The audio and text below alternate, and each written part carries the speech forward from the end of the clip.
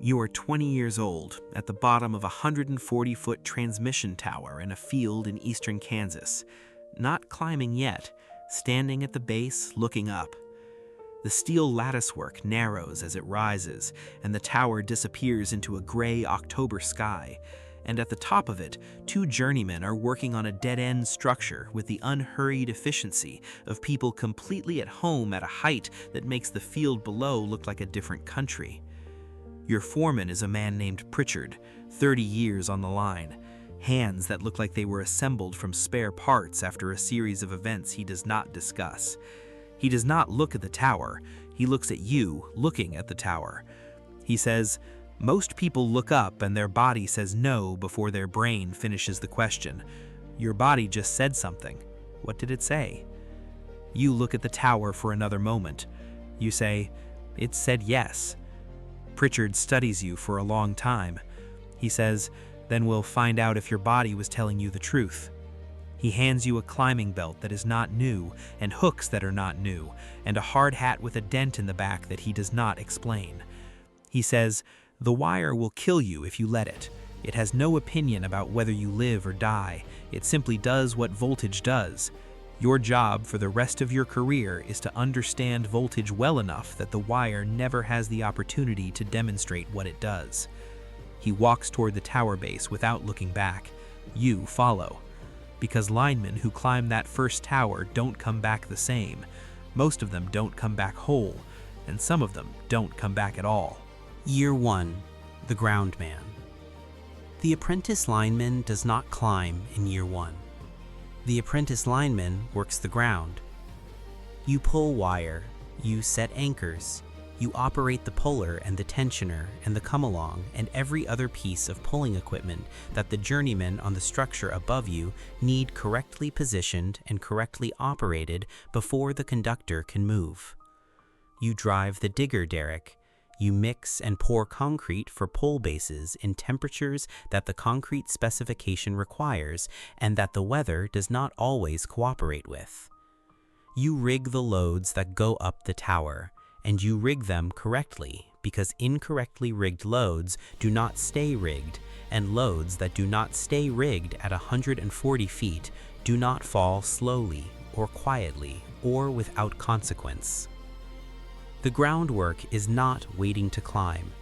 The groundwork is the foundation of everything that happens above it, and a lineman who does not understand the ground operation completely is a lineman who does not understand what the people above them need, and a lineman who does not understand what the people above them need is a hazard to everyone on the job, including the people above them.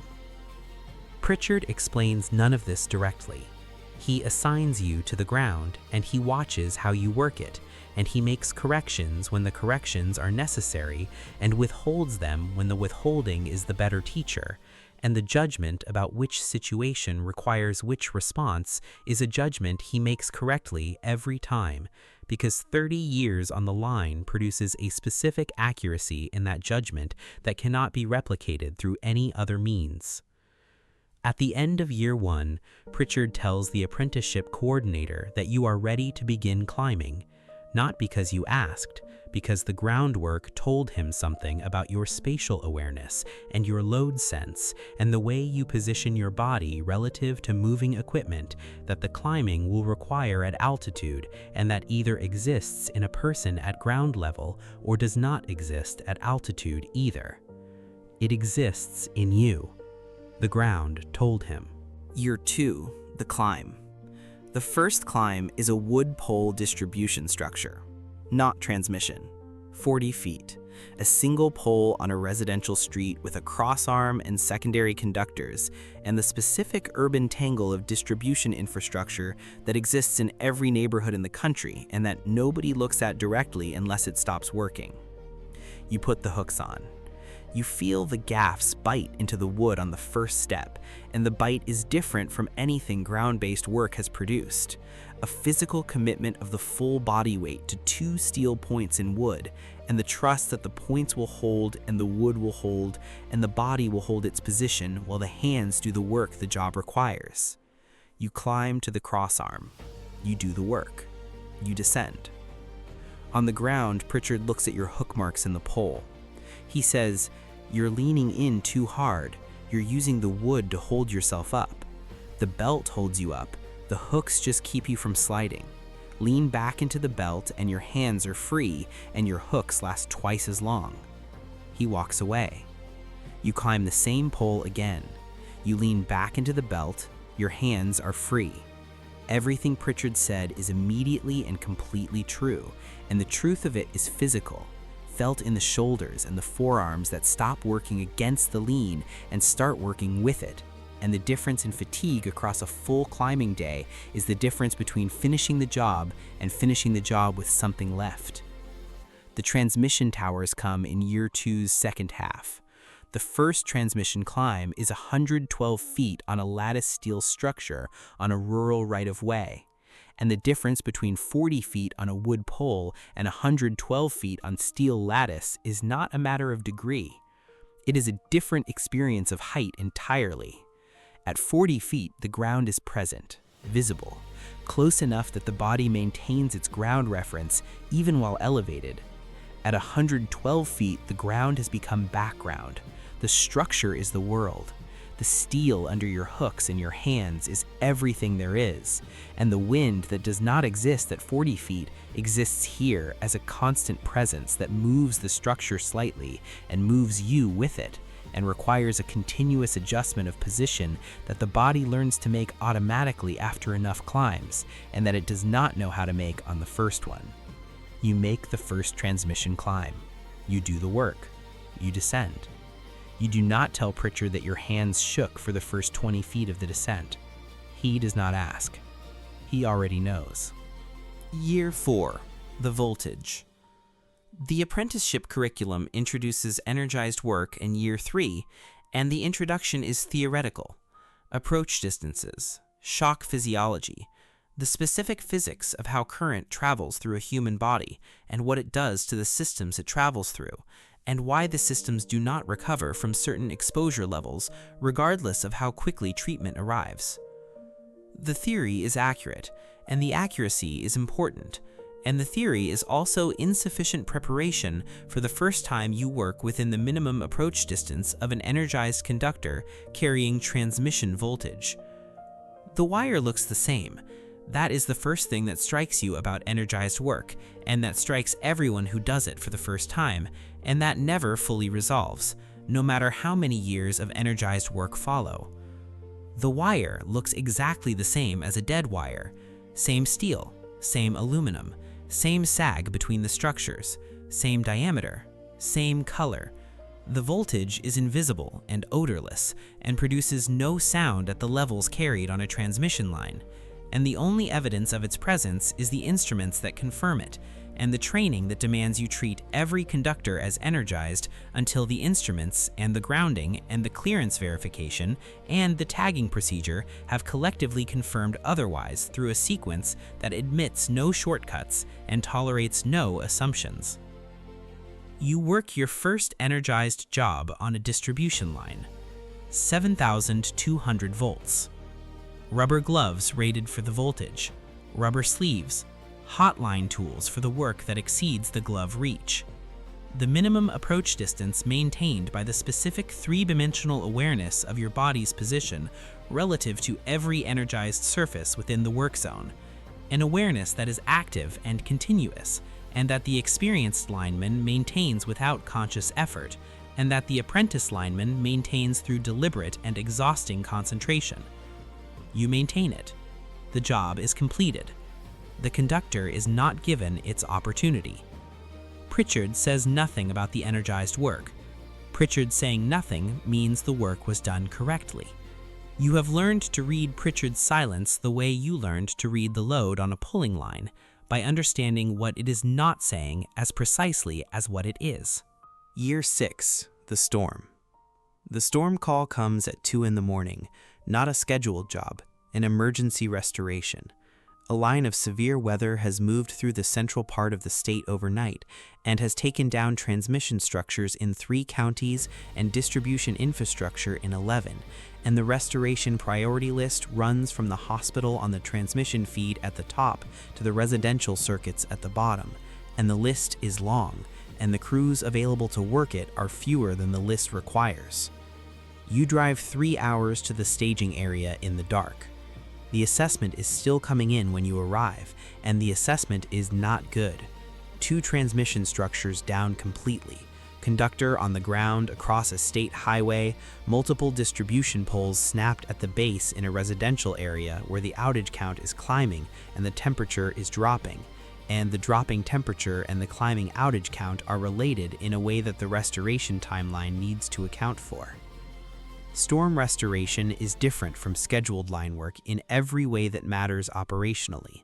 The structures are damaged in ways that the design load did not anticipate, and that the climbing assessment has to identify before the climbing begins, because damaged steel and damaged wood do not behave predictably under climber load, and the unpredictability has a consequence that scheduled work on intact structures does not produce. You assess before you climb, every time. Every structure, regardless of the pressure from the restoration timeline and the pressure from the outage count and the pressure from the incident commander who needs to report progress to the Utility Operations Center every hour. The assessment takes the time it takes. Pritchard taught you this in year 1, and the teaching was not about storm work specifically. It was about the wire having no opinion about whether you live or die, and the implication of that for how you approach every situation in which the wire is present. You work 31 hours before the crew rotation brings relief. You sleep in the cab of the line truck for 4 hours. You work another 22. The transmission feed to the hospital is restored in hour 14. The residential circuits in your assigned area are restored in hour 47. You drive home. You sit in your driveway for a while. Not processing, not reflecting, simply not moving for the first time in 53 hours. Then you go inside. Year 9, the incident. A lineman named Garrett, on a crew 2 counties over, contacts an energized conductor on a distribution job on a Tuesday morning in April. He survives. The survival is the result of the specific combination of factors that the incident investigation will document over the following weeks. The voltage level, the contact duration, the path the current took through his body, the proximity of the crew members who initiated emergency response, the response time of the medical helicopter, the specific treatment decisions made in the trauma center. Any single factor different, and the survival becomes something else. You know Garrett, not well, the way linemen know each other across a district, by crew, by reputation, by the shared understanding of what the work involves that exists between people who do it, regardless of how many times they have worked together directly. The incident investigation findings circulate through the district. You read them carefully, not looking for blame, looking for the sequence, the specific chain of decisions and conditions and circumstances that built toward the contact point, and that had intervention points where a different decision produces a different outcome. You find 3. You carry all 3 forward into every energized job for the rest of your career as standards rather than cautionary notes. Not what Garrett did wrong, but what the sequence required that the sequence did not get, and what providing it requires from the person working the job. You take the substation job 2 months after Garrett, not because the line scared you, because the incident opened something in you that needs time to close correctly before you take it back to altitude and energized conductors and the wire that has no opinion about whether you live or die. 7 months in the substation, ground level, climate controlled, the grid visible through glass and through SCADA screens, and through the switching orders that move power through a system you understand from the outside in a way that most substation operators understand only from the inside. The restlessness arrives in month 4. By month 6, you know what the restlessness is. By month 7, you call the foreman. He puts you back on the transmission crew on a Monday. Your first job back is a dead-end structure on a rural right-of-way, 128 feet. You climb it. At the top, you do the work. The wire is there. The wire has no opinion. You do not give it the opportunity. That is the answer to the question the substation 7 months could not answer. You are still a lineman. You were always going to come back. Year 12, the Journeyman. Kowalczyk is a second-year apprentice on his first energized distribution job. He has the technical knowledge. Apprenticeship coursework completed, minimum approach distances memorized, rubber gloving procedure correct in every training scenario. What he does not have is the spatial awareness. Not the concept of it, the living of it. The continuous three-dimensional consciousness of where every part of his body is relative to every energized conductor at every moment of every operation that the experienced lineman maintains without conscious effort, and that the apprentice lineman must maintain through deliberate concentration until the concentration becomes habit, and the habit becomes the body's default operating mode at altitude near energized conductors. In the bucket truck, Kowalczyk reaches across his body to position a hotline tool. His elbow moves toward the secondary conductor. Not dangerous yet. Building toward dangerous on a trajectory that completes itself in approximately 2 seconds. One word. Stop. Kowalczyk stops. Left elbow. Where is it relative to the secondary? He looks at his elbow. He sees it. He repositions. On the ground after the job, Kowalczyk asks how the angle was visible from that position. The answer is not about the angle. I always know where every part of my body is relative to every energized conductor every second. That awareness is not a technique. It is the operating condition. Everything else, the tools, the procedures, the rubber goods, those are what you use while you maintain the awareness. The awareness is never secondary to anything. Kowalczyk is quiet. Then, how long until it's automatic? It never becomes automatic. That is the point. The day you stop actively maintaining it is the day the wire finds the gap you stopped closing. Kowalczyk never reaches across his body on an energized job again. Not from rule compliance, from understanding. The understanding lives in his body now the way all useful understanding in this trade lives, not in the memory of being told, but in the physical experience of seeing what the reach was building toward and choosing differently, and the choosing being immediate and permanent because the alternative was made visible at a moment when visibility was still the outcome rather than the aftermath. Year 16, the cost. The physical accounting of 16 years on the line is specific and non-negotiable. Your left shoulder lost 15% of its overhead range of motion in year 11 from a rotator cuff tear sustained during a pole-top rescue training exercise.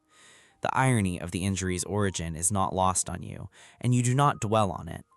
The range of motion loss is managed. You know which positions load the shoulder incorrectly, and you do not use those positions, and the not using them requires a continuous postural adjustment that the body makes automatically now, the way it makes all adjustments that have been practiced long enough. Your hands carry the cold differently than they did in year 1. Not numbness, sensitivity. The specific hypersensitivity that develops in hands that work in cold weather at altitude for 16 years. In winter, the cold arrives in the fingers faster than it should, and stays longer than it should, and the staying affects grip and fine motor control in ways that the work requires you to manage through awareness and through the hand warmer protocol that Pritchard considered unnecessary, and that you have considered essential since year 7 when you first noticed the sensitivity developing. Pritchard has been dead for 4 years. Cardiac event at 61. Nothing to do with the line. The line did not get Pritchard. The line rarely gets the ones who respect it completely. The line gets the ones who stop respecting it, and Pritchard never stopped, and the cardiac event was not the wire's doing, and you have thought about this enough times to have made peace with the distinction. The cost that does not show up in physical inventory is harder to describe and harder to address and present in a way that the physical costs are not. You have been to 4 funerals in 16 years for linemen killed in the course of line work. Not Pritchard, 4 others. Each one investigated, each one with a sequence that the investigation identifies and that the identification is supposed to prevent from repeating. Prevention requires the findings to change behavior, and behavior in this trade changes only when the change reaches the body's operating assumptions and not just the mind's procedural memory. You carry the 4 sequences the way you carry Garrett's sequence from year 9, not as cautionary notes, as standards. The standards have kept you working. The working has kept you at altitude near energized conductors for 16 years without giving the wire its opportunity. The wire is patient. You are more patient. That has been the competition for 16 years, and you intend to win it through the end. Year 19, the right-of-way. The right-of-way has its own world that exists independent of everything on either side of it. A transmission right-of-way cuts through whatever the landscape requires it to cut through: farmland, forest, suburban development, wetland, mountain terrain, and the cutting is not negotiable and not apologetic, and the infrastructure that runs through it does not belong to the landscape it crosses and does not adapt to the landscape's preferences, and the landscape adapt to it or does not, and the adaptation or the failure to adapt is the right-of-way's indifference made physical. You have worked right-of-ways in eastern Kansas and in the Rocky Mountain foothills and in Louisiana swamp terrain where the ground does not support equipment and the structures must be reached by helicopter or by airboat, and where the climbing begins from a platform that is itself a challenge before the tower begins. You have worked right-of-ways in temperatures that the safety protocol specifies as the lower operational limit, and in temperatures that exceed the upper limit, and in wind speeds that the lift equipment cannot operate in, and that the climbing can continue in if the climber makes the specific assessment that the wind at altitude is within the range the body can manage with the structure, and that the assessment is made fresh each time, because right-of-way weather does not hold to the reading it gave you 20 minutes ago. The right-of-way in January in the mountain terrain is the most demanding environment you have worked in across 19 years. Not the height, the combination. Height plus cold plus wind plus the specific isolation of a right-of-way location that puts the nearest road at 1.5 miles from the structure base and puts the nearest trauma center at 40 minutes by helicopter, assuming the helicopter can fly in the conditions that produce the emergency, and assumptions about helicopter availability in mountain terrain in January are assumptions that experienced mountain linemen do not make. You work the mountain right-of-ways with the specific additional discipline that the isolation requires. The pre-job hazard analysis is longer. The emergency response plan is more detailed. The communication protocol between the climbing crew and the ground crew is more explicit because the margin for error in an isolated winter mountain environment is smaller than the margin in a rural Kansas field, and smaller margins require more explicit management. You have never had an emergency on a mountain right-of-way that required the helicopter, not because the mountain right-of-way is forgiving, because the additional discipline is not additional. It is the standard applied to the conditions the standard needs to address. Pritchard caught you this in eastern Kansas in year 1 without knowing he was teaching you something you would need in mountain terrain in year 14. The standard is the standard regardless of the terrain. The terrain just determines what the standard costs to maintain. Year 22, the last tower. The last tower is the transmission structure on a right-of-way in eastern Kansas. Same right-of-way as year 1. Not the same tower, the same geography. Flat land, wide sky. The specific openness of a landscape where weather announces itself from 50 miles away, and where the transmission line runs from one horizon to the other in both directions without interruption and without apology. The job is a conductor splice on the top phase, 140 feet.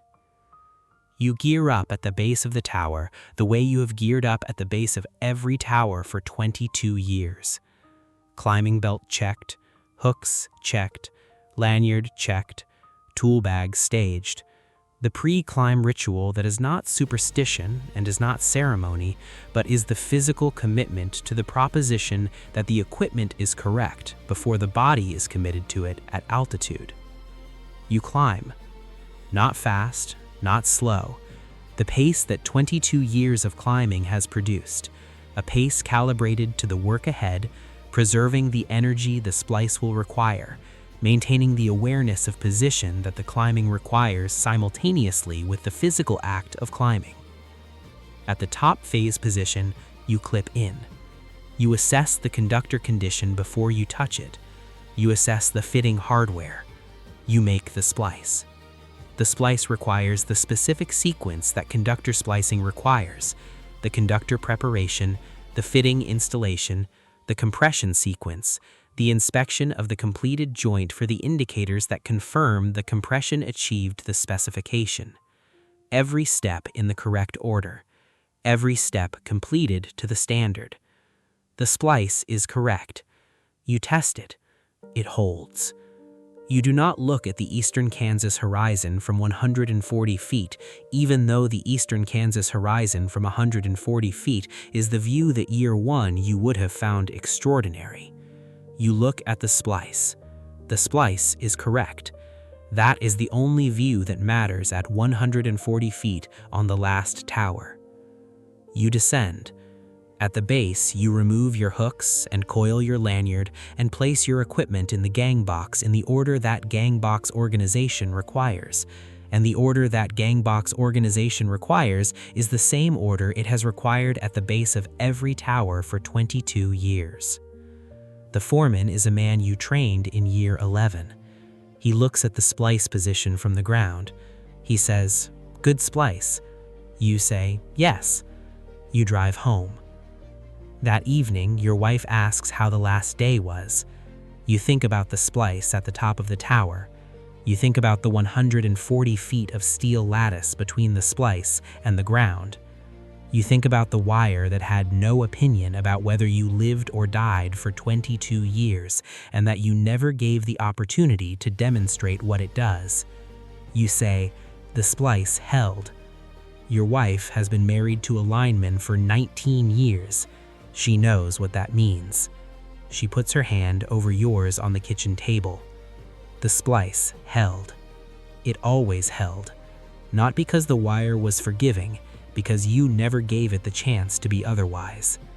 Every climb, every energized job, every storm restoration and mountain right-of-way and distribution line in a residential neighborhood at 7,200 volts. The awareness maintained, the approach distance respected, the sequence followed, the standard held. That was the competition. 22 years. You won.